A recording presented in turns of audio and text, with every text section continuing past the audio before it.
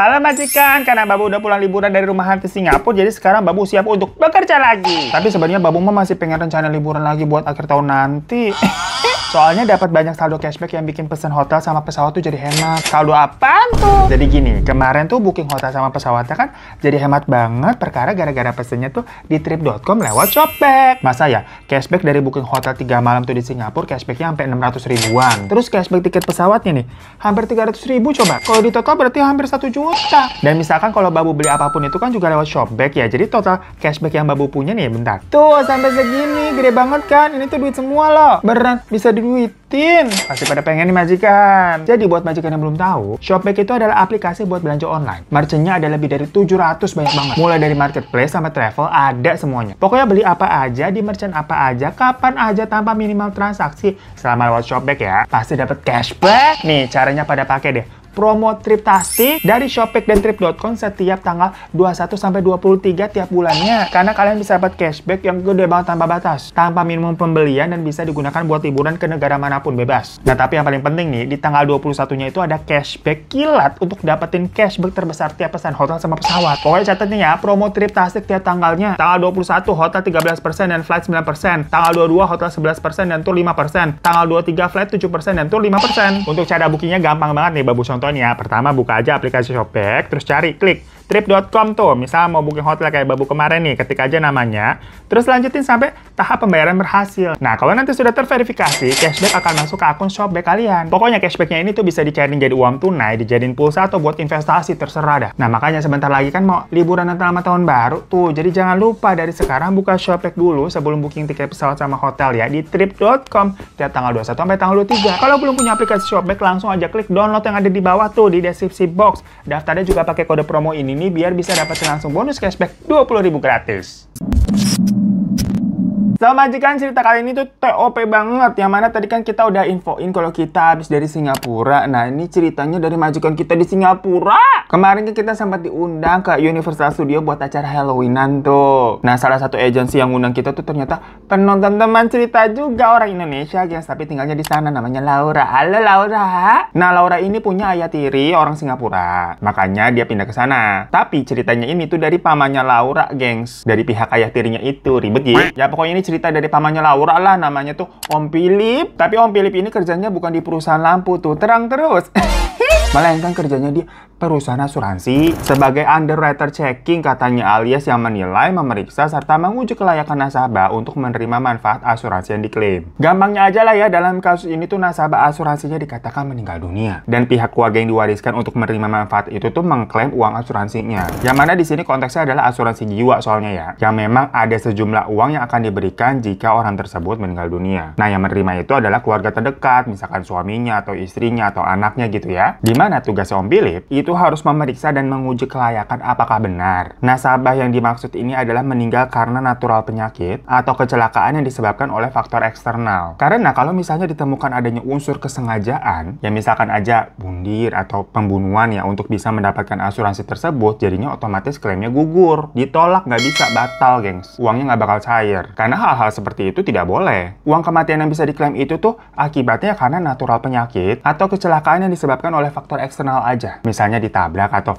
bencana alam, itu kan semuanya di luar kuasa manusia ya, Allahualam gitu loh. Begitu intinya. Nah, waktu itu ada klaim nih dari seorang suami bernama Robert yang baru aja katanya kehilangan istrinya bernama Patricia. Dan kebetulan mereka ini memang punya asuransi jiwa. Ya kalau di Singapura mempunyai asuransi jiwa itu semacam apa ya, hal yang lumrah, udah macam kayak BPJS lah di sini. Makanya nih, Robert sebagai suami yang udah ditinggalkan ingin mengklaim uang asuransi dari mendiang istrinya tersebut. Nah, Om Philip ini kan tugasnya untuk mengecek hal-hal tadi tuh sebelum meng-ACC ke kantor atau perusahaan asuransinya untuk membayar uang tersebut. Waktu itu Philip ini tuh berdua bersama rekannya namanya Ramli yang tugasnya sama ya, ngumpulin berkas-berkas dan ngecek. Nah, dimana syarat utamanya itu tuh harus ada surat kematian yang jelas dari rumah sakit yang menyatakan kalau Bu Patricia ini memang meninggalnya karena apa-apa gitu kan. Tapi masalahnya dari awal tuh udah drama cenah. Karena kakaknya Patricia ini menuduh Robert telah melakukan sesuatu kepada Patricia. Karena kakaknya beranggapan nggak mungkin nih Patricia yang secara hidupnya itu sehat, nggak punya riwayat penyakit apa-apa, tahu-tahu meninggal dengan sebab yang nggak jelas.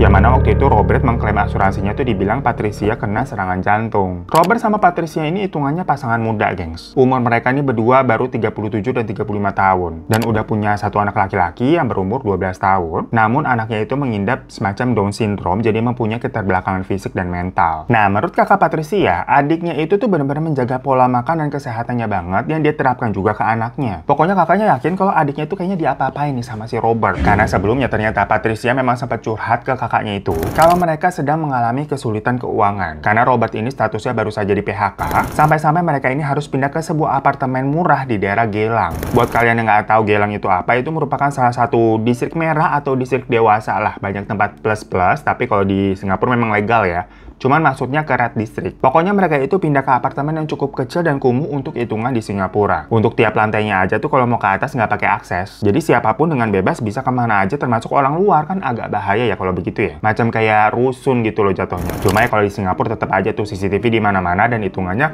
menurut gue sih tetap mungkin aman-aman aja ya. Dan sejak saat itu pun Robert suka judi dan mabok-mabokan. Yang kalau dia pulang tuh udah istrinya diomelin terus dan sampai berujung ke ADRT. Nah kakaknya Patricia ini udah sempat bilang untuk udahlah cerai aja, ngapain pertahanin suami kayak begitu. Tapi entah kenapa si Patricia ini memang tetap bertahan aja. Intinya nih, karena ada cerita seperti itu dari kakaknya Patricia, makanya Philip ini mempunyai dugaan kalau bisa jadi kematian dari Patricia itu adalah sesuatu yang memang direncanakan biar bisa dapat uang asuransi. Makanya tugasnya Philip sama Ramli itu untuk menyelidikinya. Yang mana mereka datangilah tuh apartemennya Robert, sekalian untuk ngurus berkas-berkas yang dibutuhkan. Pokoknya pas awal mereka ketemu dengan Robert, katanya kondisinya Robert tuh kayak aut-autan gitu gengs. Macam kayak orang yang abis bangun dari maboknya gitu, lusuh, matanya juga bengkak merah, nggak tahu karena mabok atau nangis seharian. Di situ sih dia bilang sangat merasa kehilangan istrinya dan uang asuransinya itu mau dia pakai untuk biaya anaknya nih, kan masih ada anaknya tuh. Pasti Patrice juga sekarang khawatir di surga meninggalkan anak mereka. Ya pokoknya Robert bilangnya begitu. Philip sama Ramli mah dengerin aja. Sembari mendengarkan kronologi kejadian dilontarkan sama Robert, Philip kan meminta surat kematian dari rumah sakit kan. Ya pokoknya kalau menurut Robert, waktu di hari kejadian Patrice tuh mengeluh sesak di dadanya dan kesulitan untuk bernafas. Ya akhirnya Robert tuh keluar mencari tabung oksigen kaleng tuh yang biasa langsung disemprot-semprot ke apotik. Tapi pas balik-balik istrinya sudah ada di atas kasur tidak bergerak. Nah untuk surat kematiannya sendiri katanya masih diurus sama pihak rumah sakit karena kakaknya Patrice itu meminta untuk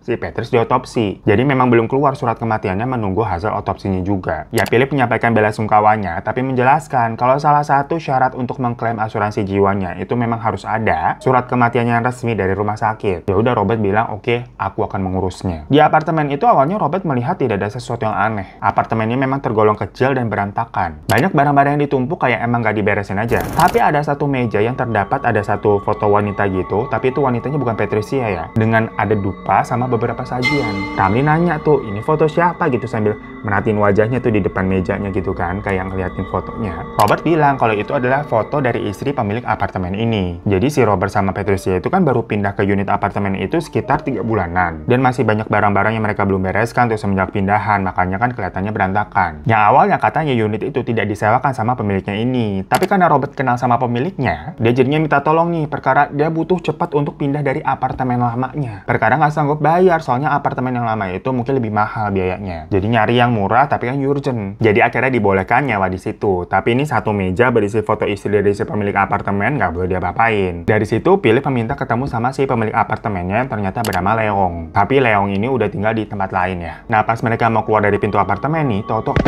foto yang ada di meja tadi tuh jatuh gengs. Si Robert cuma bilang, mungkin angin doang udah nggak apa-apa. Tapi sama si Ramli akhirnya dibenerin lagi tuh, didiriin lagi fotonya. Yaudah sebelum pergi dari sana, Philip sama Ramli ini sempat nanya ke orang-orang apartemen situ yang mereka temui. Kenal nggak sama pasangan Pak Robert sama Bu Patricia? Namun rata-rata orang di sana pada bilangnya nggak kenal. Kalau lihat sih ya pernah. Tapi karena mereka ini orang baru juga ya, jarang keluar, jadi nggak pernah ada interaksi apa-apa. Ya sebenarnya hal tersebut wajar-wajar aja untuk warga Singapura karena memang mereka ini kan cenderung individualis, bukan sesuatu yang aneh gitu kalau satu sama lain tuh nggak saling kenal. Cuma maksudnya di sini berarti tidak ada info apa-apa yang bisa didapatkan tentang Robert dan Patricia. Namun menurut orang-orang sekitar, unit apartemen yang Robert sewa itu tuh memang angker. Udah lama kosong semenjak ada yang bundir di situ. Jadi istri dari si pemilik apartemen yang ada di foto itu tadi tuh luncat dari balkon gengs. Unitnya tuh di lantai 12. Dan semenjak itu suaminya si Pak Leong udah nggak pernah tinggal di situ lagi. Jadinya unit itu kosong. Nah warga sendiri sering mendengar adanya suara aktivitas dari dalam sana. Macam kayak ada yang mandi, ada yang masak. Ya pokoknya kayak ada suara-suara lah. Sampai nggak jarang kalau malam nih ada suara perempuan nangis dari dalam unit itu. itu. Dan warga udah sempat melaporkannya ke Pak Leong. Makanya akhirnya Pak Leong ini semacam suka ngasih, kalau di kita mungkin nyebutnya sajen kali ya. Kalau di sana semacam ya penghormatan tadi tuh, ada foto, terus ada dupa sama buah gitu agar roh istrinya tenang. Philip yang dengar itu cukup terkejut, tapi nggak terlalu memperdulikannya juga. Karena kan itu dua kejadian yang berbeda ya, yang nggak ada hubungannya dengan kasus kematiannya Patricia yang lagi dia selidiki. Sampai akhirnya Philip ini nyamperin Leong tuh di apartemennya. Ini apartemennya yang beda ya, buat nanya-nanya mengenai Robert. Karena kan tadi Robert bilang emang kenal Leong kan, makanya dibolehin nyewa unit di situ. Yang seharusnya katanya unit itu nggak disewain. Nah, Leong bilang kalau dia kenal Robert tuh dari tempat judi. Dan unit itu bener emang sempat kosong lama, udah 2 tahun. Sebenarnya dulu Leong mau jual, tapi nggak ada yang mau beli karena banyak hal lah. Selain rumor kalau unit itu katanya berhantu bekas istrinya dulu, gedung apartemennya memang bermasalah lah, strukturnya udah tua, airnya kurang bagus, problemnya banyak gitu kan, nggak ada akses juga, bahaya. Makanya nggak laku-laku. Sampai si Robert tuh bilang katanya mau ngontrak kan, tapi dia minta setengah harga. Jadi udah apartemen itu sebenarnya murah ya, masih minta korting 50%. Ya karena si Robert baru udah nggak punya duit. Awalnya Leo nggak mau, bukannya karena apa-apa. Namanya apartemen disewain kan pastinya sebagai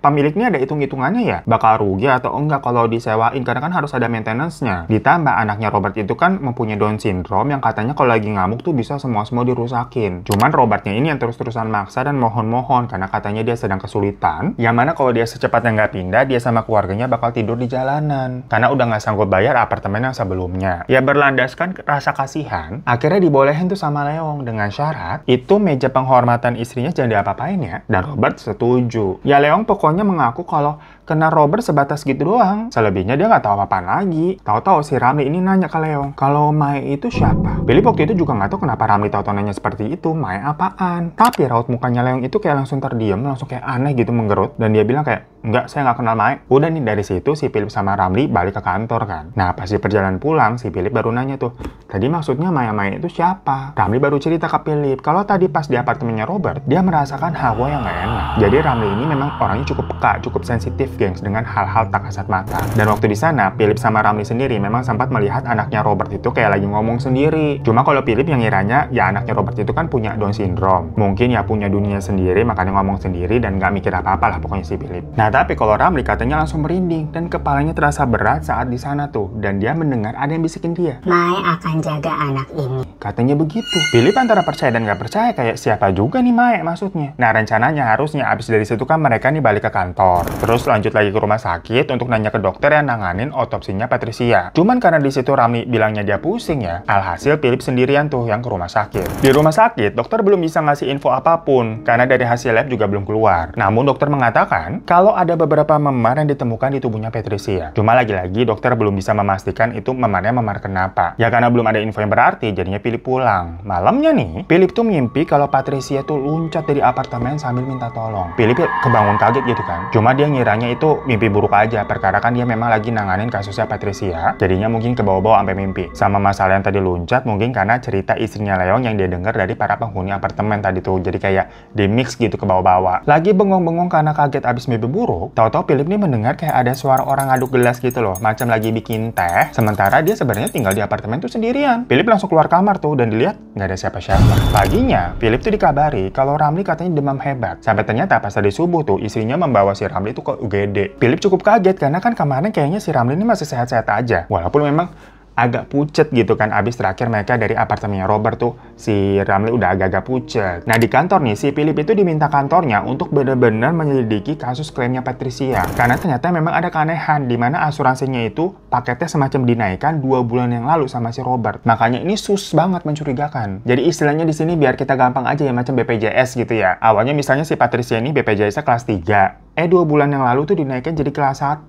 yang mana nanti uang kompensasi jiwa kalau si Patricia meninggal akan jauh lebih besar. Pokoknya si Philip diwanti-wanti sama bosnya jangan sampai kecolongan. Ya udah hari itu Philip ke apartemennya Robert lagi buat ngasih berkas-berkas yang harus memang ditandatangan. Pas kesana, di depan unitnya Robert tuh udah banyak taburan garam sama biji saga, tau nggak majikan? Kalau kita nyebutnya dulu tuh mata setan karena merah-merah kecil gitu ya. Berantakan ditaburin tuh di depan unitnya Robert. Dan pas Philip ngetok pintu dibukain sama Robert yang kali ini mukanya udah kayak orang frustasi. Matanya merah gitu, cukup jangkung, hitam, gemeteran, dan masih pakai baju yang kemarin. Begitu lihat si Philip, si Robert langsung kesetanan, maksa-maksa supaya duit asuransinya cepet dicairin karena dia mau pindah dari apartemen itu. Dia bilang dia dihantui sama sosok istrinya Leong. Ya Philip bingung dong, kayak ini ngomongin apa sih? Habis si Robert juga ngomongnya kayak ngelantur gitu, kelihatan banget orang lagi mabok, bau mulut, bau alkohol. Ya Philip langsung aja tuh ngasih dokumen-dokumen yang memang harus ditanda tangan. Robert juga langsung ambil dan buru-buru tanda tangan tanpa ngebaca dokumennya. Nah sementara di dalam nih, si Philip ngelihat anaknya Robert kayak ketakutan tuh ngintip di pintu kamar. Tapi tahu-tahu kayak ada tangan wanita yang ngelus kepala anaknya itu, terus kayak geser gitu loh, kayak udah jangan ngintip.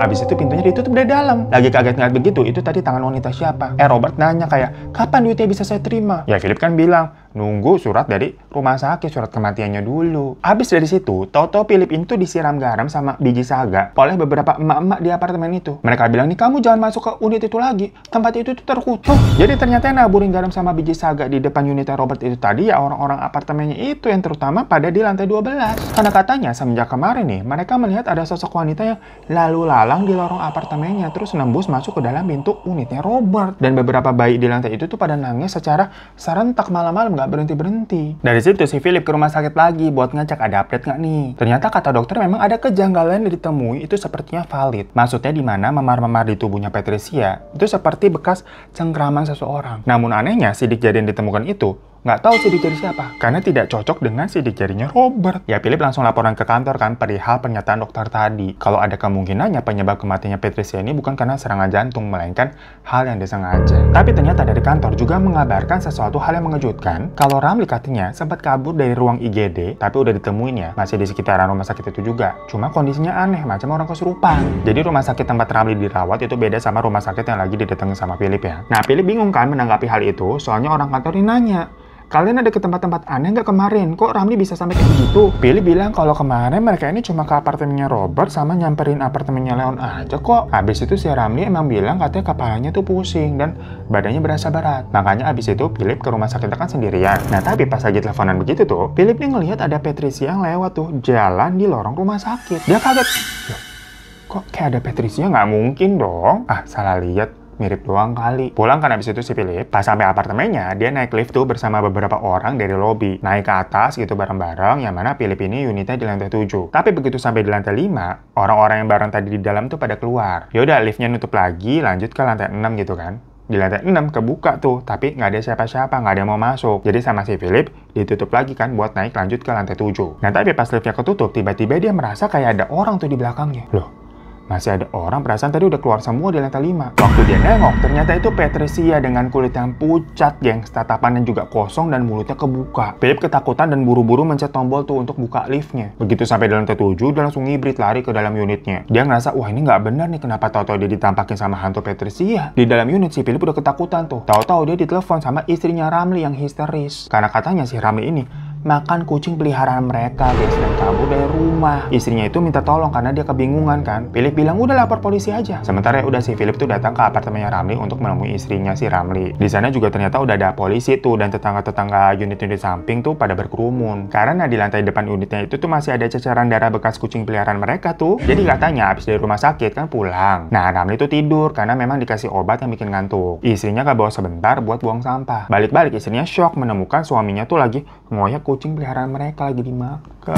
Dan pas istrinya teriak kaget, Ramli langsung lari keluar rumah. Dia turun tuh lewat tangga darurat, nggak tahu kemana. Namun kalau dari CCTV apartemen tuh terlihat Ramli ini keluar dari lobi sambil berlari tuh, membuat beberapa orang-orang di sana kayak ketakutan karena si Ramli ini kan masih ada sisa-sisa darah di mulutnya. Akhirnya semalaman tuh mereka mencari Ramli. Dan ada orang di apartemennya Ramli itu bilang ke istrinya si Ramli kalau di apartemen mereka nih itu ada dukun loh tinggalnya di lantai 3, coba aja tanya. Ya karena ini situasinya panik ya, akhirnya Philip sama istrinya Ramli itu pergi ke dukun itu tuh, nemuin yang di lantai 3. Dan dukun itu tuh nerawang kalau Ramli itu katanya sedang dirasuki iblis jahat karena aura energinya itu masih tertinggal di sepanjang koridor apartemen yang dilewati sama Ramli tadi. Dukun itu juga mempertanyakan ke Philip kalau ada hal-hal aneh nggak yang dilakukan sama Ramli ini sebelum kejadian ini, misalkan ke tempat sakral atau semacamnya. Ya seingat Philip sih mereka itu hanya ke apartemen nasabah asuransinya aja si Robert sama pemilik apartemennya tuh Leong. Philip juga ceritakan mengenai kematian istrinya Robert tuh yang mencurigakan. Nah dukun itu akhirnya mengadakan semacam ritual kecil gitu untuk mencari Ramli. Dan dukun itu meminta Philip untuk mengantarkan ke apartemennya Robert yang dimaksud. Sesampainya di sana tuh, lantai yang penuh garam sama biji saga di depan unitnya Robert udah berantakan kayak keseok-seok gitu loh. Dan pintu unitnya Robert udah kebuka sedikit juga. Philip yang manggil-manggil dari luar itu nggak ada sautan. Akhirnya dia buka aja tuh pintunya, langsung masuk. Di dalam udah berantakan banget-bangetan, gengs. Ya sebelumnya kan memang apartemen itu berantakan, tapi kayak cuman barang-barang yang belum disusun dengan jelas. Nah kalau itu udah kelihatan kayak abis diobrak-abrik gitu loh. Dan di dalam kamar ternyata ada anaknya Robert ditinggalin sendirian, nggak tahu Robertnya di mana. Makanya Philip nanya kayak,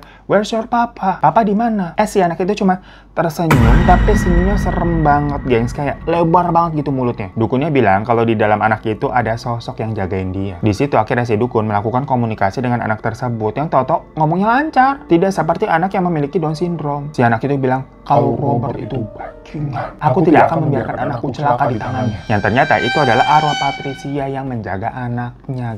Di situ si Philip tahu nih lewat si dukun kalau Patricia meninggal bukan karena serangan jantung, melainkan dihabisi. Tiba-tiba ada suara tuh dari luar yang ternyata penghuni apartemen lain, si ibu-ibu yang pernah ditanyain sama Philip juga. Dia ngecek soalnya kok pintu depan kebuka dan garam-garam yang di lantai tuh udah awur-awuran. Philip bilang ke si ibu-ibu itu untuk lapor polisi buat mencari Robert nih, karena Robert ada pelaku pembunuhan istrinya. Tapi Patricia yang lagi ada di dalam anaknya itu langsung bilang, "Bukan Robert yang menghabisiku, dia hanya laki-laki bodoh yang tidak berguna." Nah, terus siapa pelakunya? Si dukunnya kan nanya kan. Pemilik apartemen terkutuk ini ternyata Leong, gengs. Jadi ternyata Robert yang lagi kesulitan uang waktu itu, sampai udah pindah ke apartemen yang harusnya sebenarnya lebih murah, tetap nggak sanggup bayar, udah habis duitnya. Ditambah dia juga kalah judi dengan si Leong, karena udah nggak punya apa-apa. Barang-barang berharga yang bisa dijual atau dijadiin buat alat bayar juga udah nggak ada. Leong yang melihat Patricia tuh bilang ke Robert untuk bayar aja pakai tubuh istri lo. Yakinnya Robert menjual istrinya, gengs. Jadi dia membiarkan Leong untuk memperkaosnya tuh di dalam apartemen. Tapi mungkin di situ Patricia berontak nggak mau ya. Nah Leong yang lagi mabok juga tuh waktu itu langsung membekap Patricia sampai kehabisan napas. Di situ mereka panik lah. Awalnya Robert marah dan sempat mengajar Leong. Tapi dia di situ dihasut sama Leong. Dibilang kalau Robert melaporkan Leong nih, dia nggak bakal dapat apa-apa. Ya ada malahan lu juga bisa ikut kena karena lu menjual istrinya ke gua gitu loh. Mendingan lu bilang istri lu kena serangan jantung terus lu klaim asuransinya. Dengan begitu, lu bisa dapat uang banyak. Ya balik lagi karena kondisinya di situ Robert kelilit utang, dia butuh uang, jadi dia mengikuti hasutan Leong itu. Makanya kan tadi kata dokter ditemukan ada sidik jari tapi nggak cocok dengan sidik jarinya Robert kan. Ya ternyata itu sidik jarinya Leong. Philip langsung nanya ke Patricia kan, kalau begitu katakan di mana Ramli? Kenapa kamu merasuki Ramli? Salah dia apa? Patricia bilang, bukan saya merasuki Ramli. Saya nggak punya urusan. Urusan saya hanya menjaga anak saya saja. Si dukunnya ini bilang nih, kalau dia akan membantu untuk menangkap Robert dan Leong ke polisi. Biar anak kamu aman dan kamu bisa tenang juga nggak gentayangan. Tapi Patricia ini ngomong, kalau dia menjaga anaknya bukan karena hanya dua laki-laki bejat itu. Tapi dia mau menjaga anaknya dari Emma. Siapa Emma? Arwah istrinya Leong. Yang fotonya ada di apartemen di meja sesembahan itu. Pas dukunnya ke meja itu, dia bilang kalau memang energi negatif yang dia rasakan semenjak dari apartemennya Ramli itu sama nih dengan energi negatif yang ada di foto itu. Awalnya si dukun itu mengira itu dari Patricia karena kan si Patricia lagi di dalam unit ya, yang padahal ternyata sumbernya dari foto itu. Ya akhirnya dukun itu mencoba memanggil arwahnya si Emma melalui media foto tersebut dengan ritual kecil. Sampai dia mengambil tuh sejumput garam sama biji saga, terus pakai kayak kincringan gitu, toto zep. Dukunnya kerasukan. Dia ketawa kenceng banget. Philip yang awalnya nggak tahu si dukun lagi kerasukan nanya kayak kenapa ketawa. Dan dukun itu bilang, "Ai. Tapi habis itu dia teriak-teriak dan tahu-tahu dukun itu tersadar lagi. Jadi kayak hanya beberapa detik aja kesurupannya karena ternyata si dukun itu tuh bisa mengontrol arwahnya Emma agar tidak menguasainya. Namun dari situ si dukun langsung kayak tahu beberapa hal karena sempat dirasuki sama Emma tadi. Jadi semacam kayak ada flashback memori yang ketransfer. Di mana dulu ini Emma didorong sama Leong dari balkon. Jadi bukan dia loncat ternyata. Dan rasa dendamnya itu membuatnya menjadi roh jahat. Dia merasuki Ramli karena Ramli kan memang sensitif dan sempat menyentuh fotonya yang sebenarnya itu terkutuk karena ada arwah dendamnya si Emma. Waktu awal Philip sama Ramli datang ke situ kan Ramli sempat nanya-nanya dan ngeliatin ini foto siapa, nanya gitu kan. Terus fotonya jatuh, dibenerin sama Ramli, dipegang itu. Padahal Robert sama Patricia aja semenjak mereka pindah tuh nggak pernah ngotak-ngatik meja sesembahan itu sama sekali. Karena selain mereka menghormati, itu juga bojangan dari Leong kalau segala yang ada di meja itu jangan diapa-apain ya. Makanya karena itu si Ramli kesurupan. Nah terus sekarang pertanyaannya, Ramli di mana? Ternyata pingsan. Di area ada pembuangan sampah gitu di daerah apartemennya Ramli. Dia sempat makanin bangkai-bangkai sampah di sana guys. Dan waktu arwahnya Emma ditarik itu sama si dukun, ya Ramli pingsan di situ tuh. Jadi ternyata nama Mae yang sempat dipertanyakan sama Ramli itu adalah panggilan Leong ke Emma, Mae. Makanya waktu si Ramli nanya ke Leong, Leong langsung kayak, aneh gitu kan ekspresi mukanya. Mungkin dia bingung kok tahu nama panggilannya Emma itu adalah Mae. Soalnya kan Ramli sempat bilang tuh, katanya dia dibisikin sama suatu suara, dibilang Mae mau menjaga anak ini. Jadi ternyata si Mae ngincar juga anaknya Robert sama Patricia karena semasa hidupnya dia nggak punya anak. Yang jelas dari situ si Philip nih tahu kebenarannya. Walaupun itu memang tidak bisa dijadikan alat bukti ya, karena kan menyangkut hal supranatural. Cuma untungnya hasil otopsi keluar dan memang menyatakan kalau Robert dan Leong ini bersalah. Ya udah, mereka ditangkap. Namun Leong ini hanya dijerat karena kasus Patricia aja ya. Untuk kasus dia katanya dorong istrinya tuh si Mae, nggak ada bukti sama sekali. Dan dari pihak Leong pun juga tidak mengakuinya. Makanya Emma masih berakhir menjadi arwah jahat. Karena kasusnya bisa dikatakan tidak tuntas. Serta klaim asuransi yang diajukan sama Robert pun ditolak. So, itu majikan cerita dari pamannya Laura yang mengalami sebuah kejadian supranatural saat dia menyelidiki kasus asuransi. Ya dia sendiri pun katanya nggak nyangka kalau pekerjaannya kok bisa mengalami hal-hal seperti ini. Kita juga kagak nyangka ternyata Leong terlibat, jadi lebih kompleks ya background ceritanya ya. Apalagi kan waktu itu Babu ke Singapura ceritanya buat main rumah hantu. Malah ketemu majikan yang punya cerita begini, apa nggak hai-hai? Tapi bener-bener ya, kadang kita bingung tuh mau bersyukur apa mengeluh. Maksud hati kan kita pingin healing gitu. Disuruhnya mainnya ke rumah hantu, dikaget-kagetin. Kagak usah rumah hantu. Rumah di Mari juga isinya kaget mulu kita kan. Sampai cut hari ini kita siang-siang tuh. Sebelum Jumatan nih kita siang-siang dulu. Biar aman, gak kayak kemarin. Udah kelar nih abis main rumah hantu. Dikira kita bisa tenang menikmati kota Singapura bercakap gitu kayak orang-orang ya. Lah dicecelinnya cerita horor lagi. Apa? Kagak horor jadinya hidup kita. Ya udah, tapi makasih banyak yang majikannya. Yang sama aja sebenarnya, galaknya tuh horor juga. Makanya benar udah hidup kita full horor. Lah nggak apa-apa dah. Assalamualaikum warahmatullahi wabarakatuh. Sampai jumpa lagi di teman cerita selanjutnya. Dadah, kita mau jumatan. Janganlah takut, ceritakan padaku.